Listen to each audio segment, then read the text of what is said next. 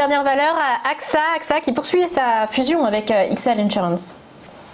Exactement. Donc en fait, c'est une valeur qui évolue dans une zone de congestion depuis plusieurs mois, donc maintenant, depuis en fait la fin septembre. Et elle évolue en fait entre une borne haute autour de 25,50 et une borne basse légèrement au-dessus des 24.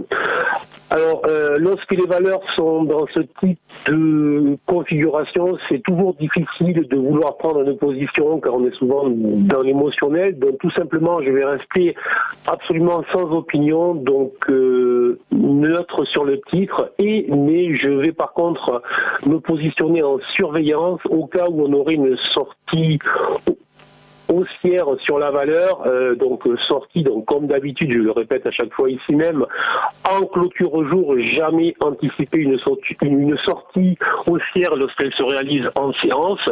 Donc si jamais la valeur venait à clôturer sur les prochaines séances, sur les prochaines semaines, même au-delà des 25,50, à ce moment-là, nous aurions plus que probablement un signal d'achat avec des objectifs rapides sur les 26,70 et les 27,10.